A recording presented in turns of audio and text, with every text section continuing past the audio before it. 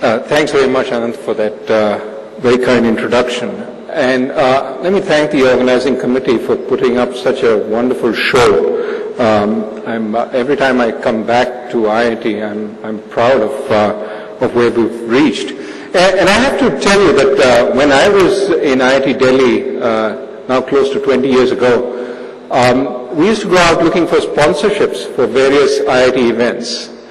And you'd knock on the doors of all these CEOs, make a big spiel about how they should fund this event, and essentially get kicked out with very little in the form of funds.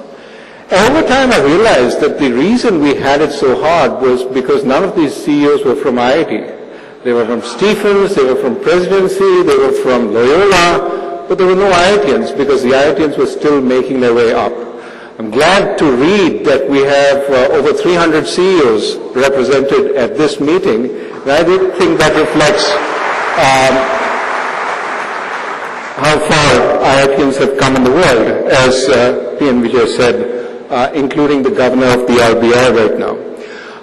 What I want to talk about is not so much just macroeconomics. I actually want to have a conversation with you about where we are in the global economy, how that's affecting India today, but also the kinds of questions that are being raised in India about the future of the capitalist model in India, and where we might want to come out at the end of all this.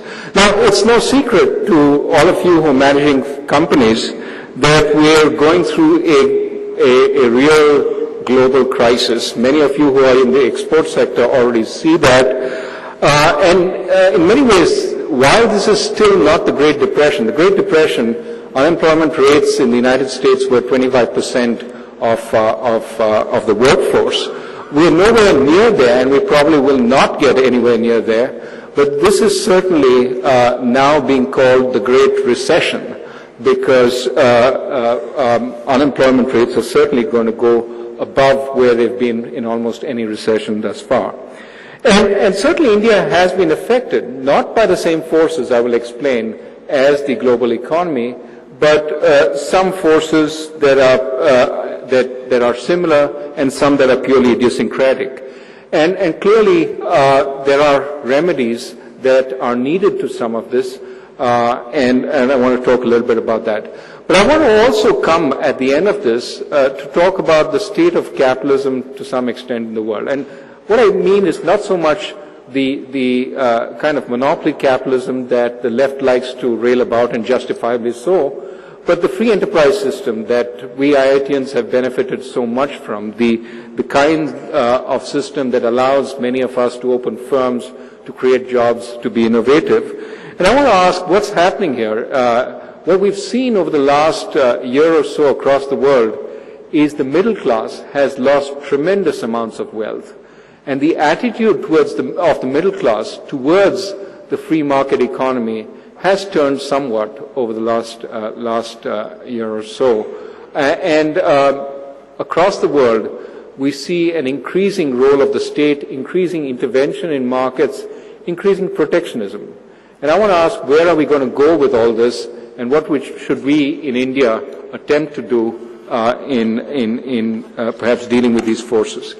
But let me take a moment to talk about the crisis that is sweeping industrial countries and talk a little bit about where it came from. And as many of you know, it centers around the financial sector, and there are essentially three ingredients to this crisis. One, that there were poor investments made by the financial sector, and I'll come to why that might be so. Second, that many of these investments were financed through very short-term borrowing, so that when the investments turned sour, it created problems for the firms because they couldn't refinance the debt that was coming due, and lenders were unwilling to extend the debt. Now, both these factors were important, but what was particularly important was they were centered on the banking system. And because the banking system got into trouble, it pulled down the rest of the economy along with it. So let's talk about each of these. Why were there poor investments? Why were they financed with short-term debt, and why was it centered on the banking system? With that, we'll get a better understanding of this crisis that has been sweeping the world. Now, most people say this is because of greed. This is greedy investors, greedy bankers. That's what's brought the world to its knees. Now, for an economist, this is not an explanation. Ultimately, greed is at the center of all economic activity. We make a product because we're greedy for profits. We sell the product because we're greedy for revenues. We make loans because we're greedy for the spread. I mean, so greed is not an explanation. The question is, why did greed get the better of us? Why did it get so distorted? Why did it make us make the wrong kinds of decisions? And for that, I think there is actually a macroeconomic explanation we have to look to, which is that the roots of this crisis lie in past crises that swept the world in the 1990s. I'm talking specifically about the emerging market crisis. If you remember the late 1990s, Asia was in trouble. We had the East Asian crisis. Latin America was in trouble. Brazil, Argentina had problems. Russia was in trouble. What this sequence of emerging market crises did in the 1990s was it converted emerging markets into being far more circumspect about the things they did. Emerging market governments said, we're going to stop running large fiscal deficits. We're going to shrink our fiscal deficit. We're going to cut our coat according to the cloth that we have. Emerging market corporations said, we're not going to invest far more than we actually generate in terms of profits. We're going to move towards internally generated investment.